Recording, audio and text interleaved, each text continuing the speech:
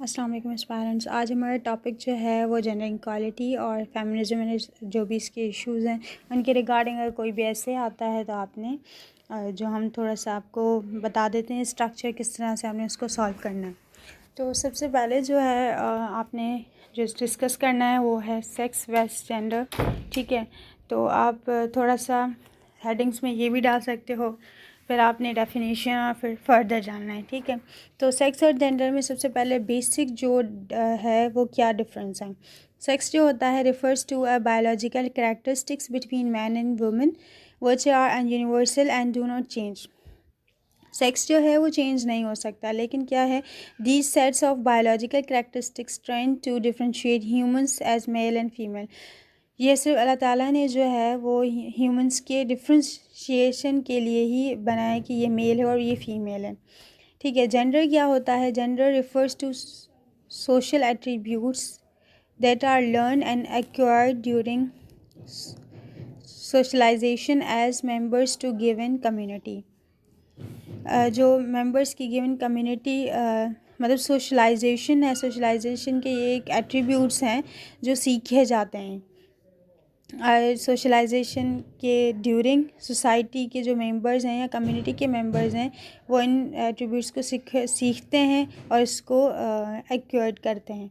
Gender is therefore an acquired identity because these attributes are learn behaviours that are context time specific and changeable. ये जो है time के हिसाब से change भी होते रहते हैं।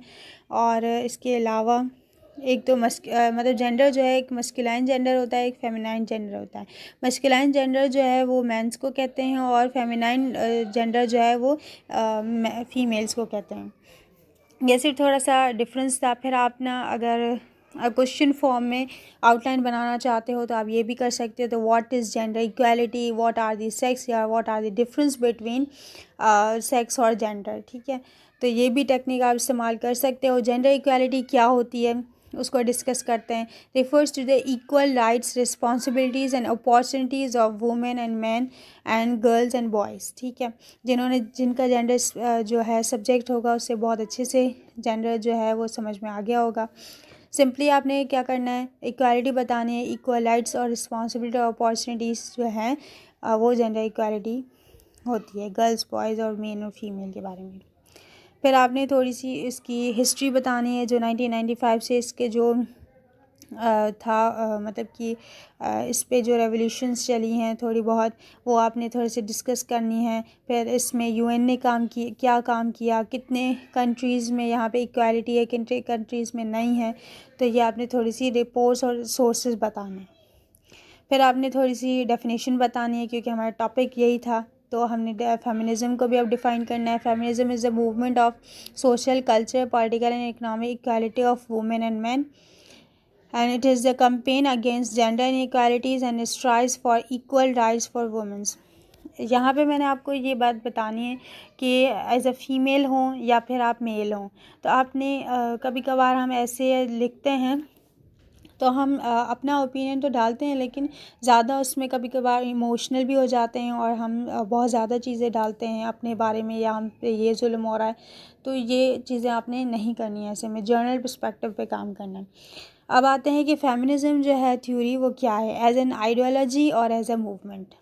सबसे पहले एज एन आइडियोलॉजी डिस्कस करते हैं। आइडियोलॉजी में एक लिबरल फेमिनिज़म है, रेडिकल फेमिनिज़म है, मार्क्सिस्ट है, सोशलिस्ट है, साइको एनालिटिकल फेमिनिज़म है, मेंस फेमिनिज़म है और पोस्ट मॉडर्न फेमिनिज़म है। लिबरल फेमिनिज़म में क्या होता है, equality and of discrimination, political rights, legal right to vote, equal education, right to uphold property, ensuring health care for all women और rejection of sexual dimorphism। ठीक है, radical क्या होता है, ending structural patriarchal and ending male supremacy, sex and sexuality freedom, ending traditional gender roles, universal sisterhood and conscious raising, ending cisgender debate, abortion and divorce, ending violence against women। तो ये सारी चीज़ें जो हैं वो रेडिकल फेमिनिज़म में आती है। रेडिकल फेमिनिज़म जो है personal is political the great division. Personal जो है वो पॉलिटिकल ग्रेड डिवीज़न किस तरह से की गई है, जिस तरह से देखें कि ये जो रेडिकल लिबरेलियन फेमिनिस्ट हैं एक साइड पे हैं, रेडिकल कल्चर फेमिनिस्ट, फिर एंडिंग बायोलॉजिकल रिप्रोडक्शन सिस्टम जिसमें सेक्सुअल पॉलिटिक्स आती है। ठीक है, ये सारी जो हैं मेरा जेंडर का सब्जेक्ट नहीं है, इस वजह से मैं ज़्यादा इसमें डिटेल में नहीं जा रही, आप इसको थोड़ा सा चार्ट को देख लें। फिर है इसके और भी ज़्यादा, जिस तरह sex must be use as a tool of pleasure if not main why sexual, ये बहुत ज़्यादा सब्जेक्ट का डीप है, तो आप इसको देख लीजिएगा। मार्क्सिस्ट फेमिनिज्म क्या कहता है, capitalism is a sole cause of women subjugation. Capitalist has been using women to be used as free labor and reproducers of the labor for coming generations. तो मार्क्सिस्ट जो हैं वो कैपिटलिज्म के through women को support करते हैं। फिर है सोशल फेमिनिज्म क्या है, men's feminism, men's also face harassment and violence, black man is lesser than that of white man, man can be pro feminist and should be part of feminist movement, ये इस बारे में। फिर psycho analytical feminism क्या कहता है, is a theory of operation which asserts that men have an inherent psychological need to subjugate women. The root of men's compulsion is to dominate women, and women's minimal resistance to subjugate lies deep within the human psyche. ठीक है, post modernism feminism क्या कहता है, gender is fluid, multiplicity of gender, gender has multiple meanings, gender is performativity.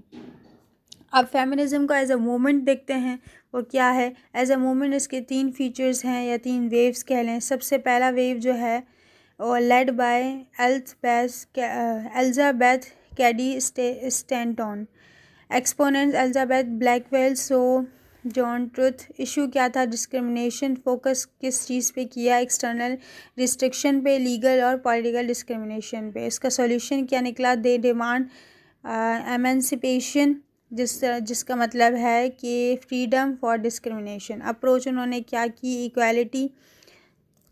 और फिर second wave इसकी क्या है, लिबरलिज्म अप्रोच और रेडिकल अप्रोच पे, या आपने थोड़ा सा इसमें डिटेल डालनी है। और थर्ड वेव भी आपने बताना है कि जनरल ऑपरेशन और इनके क्या हैं। कंपैरिजन आपने बताना है, हम ऐसे का डिस्कस कर रहे हैं तो ज़्यादा डीप में नहीं जा रही क्योंकि जेंडर मेरा सब्जेक्ट नहीं है।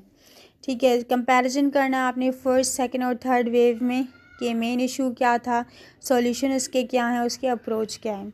इस फेमिनिज्म रियली अ थर्ड वर्ल्ड इशू। फिर आपने एक आउटलाइन बना देनी है जिसमें इंट्रोडक्शन, मीनिंग एंड स्कोप जो है वो थर्ड वर्ल्ड का इशू बताना है। इसमें सारा feminism is a third world issue, counter perspective. फिर how feminism is a global issue. और फिर है political inequalities face by all genders, फिर इकोनॉमिक इनइक्वालिटीज़, फिर सोशल, फिर एडमिनिस्ट्रेटिव इनइक्वालिटीज़, फिर कॉजेज़ बताने के जेंडर सब्जुगेशन के कॉजेज़ जो हैं ग्लोब में क्या है, हिस्टोरिकल रीज़न, और फिर industrial revolution, exploitation, social reasons, women psychology और इसके इम्पैक्ट्स भी आपने बताने हैं। और फिर वे फॉरवर्ड्स लास्ट में जो हम बताते हैं एट द एंड। ये था हमारे जेंडर इक्वालिटी का सब्जेक्ट, तो ये मेरा सब्जेक्ट नहीं है वरना मैं इसको डिटेल में समझाती। सो ऐसे जो है वो आपके कंप्लीट हो गए हैं। तो आपके रिगार्डिंग कोई भी क्वेश्चन हो तो आप हमें कमेंट सेक्शन में कमेंट कर सकते हैं। तो thank you for watching our video and thanks for supporting us.